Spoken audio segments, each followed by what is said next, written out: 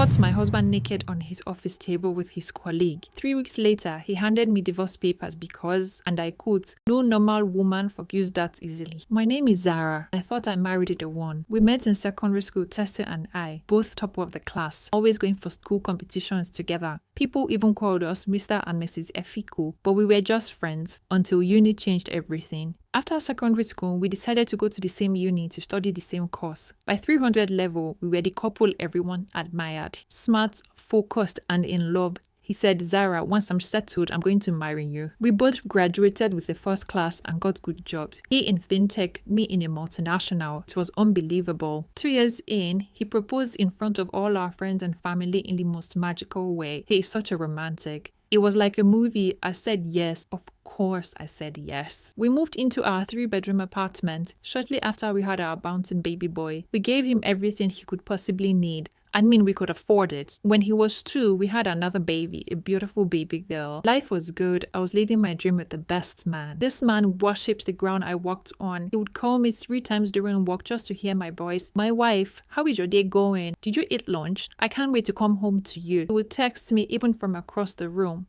"I miss you." Until the promotion, my husband got promoted to executive director. I was his biggest fan. "You deserve this, babe. You've worked so hard," I told him. He mentioned a smart, no-nonsense woman was also employed as an executive director. She had a brilliant track record, impressive CV, the whole package. I was proud of him. I was proud of us. But a month into the promotion, my loving husband stopped calling me at work, stopped texting, started coming home late, always tired, always distracted. "Zara, I'm sorry. Work is choking. I even forget my phone sometimes," he would say. Every single time I forgave him, I believed him. What I didn't know was that his brilliant new colleague was working those late nights right beside him, alone in his office every single night. After weeks of this pattern, I got worried, not suspicious, just worried. I had heard too many stories of executives dying from stress. I couldn't lose the father of my children to some heart attack. We still had our lives ahead of us. So on a Friday, I dropped the kids with my mom and decided to surprise my husband at work. It was a perfect surprise. Dinner at our favorite spot, a booked massage session, and overnight stay at a 5-star hotel. I wanted to remind my hard-working husband why he was working so hard in the first place for us. When I got to his office building, the security barely looked up. "Evening, madam. Your husband's still there inside," he said. I was happy as I walked past him. The entire floor was dark except for one office, his office. As I got closer, I could hear some sounds, soft sounds that made my stomach drop, moaning. At first, I thought maybe he was watching a movie without me. He dare not. So I pushed the door open with a smile, ready to surprise the love of my life. Surprise! And that's how I caught my husband, half naked, on the office table with his no-nonsense colleague, the same office table where he kept our family photos. That was the worst day of my life. I ran out. He chased me, stuttering. "Zara, wait, I can explain." Why do men always use that line? I can explain. So thoughtless. "I didn't know you were coming," he said. "Exactly, that was the point. Get your things, let's go," I instructed. He drove us quietly to the hotel I had booked in complete silence. When we got there, I took off my shoes and went straight to bed. He wanted to talk, but I told him tomorrow. I woke up in the middle of the night to find him staring at me. "Oh yeah, explain. I'm listening," I said to him. And he did.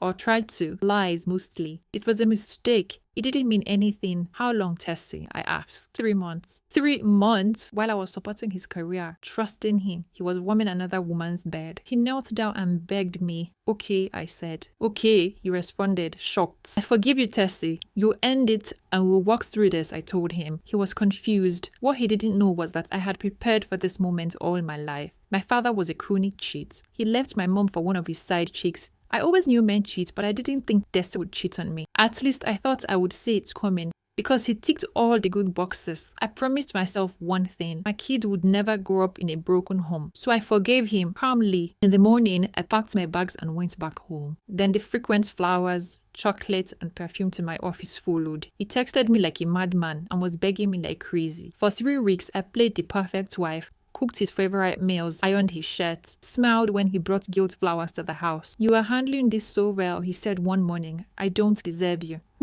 Finally, something we both agreed on. Then one night, he came to bed with an envelope. "What's this?" I asked, thinking maybe it was land documents or something huge. He said, "Open it." Lo and behold, divorce papers. Divorce papers. You want to divorce me? I asked. I can't live like this, Zara. Like what? Someone who forgives cheating like it's no big deal. Who acts like everything is fine when it's not. It's not normal. I want a divorce. I laughed. I actually laughed out loud. You want to divorce me because I'm not angry enough about your cheating? I asked him. I told him, so you want to marry your smart colleague, Abby? I flung the papers at him. Sign them, he said. Please, we can co-parent. We can be civil, he begged. Civil?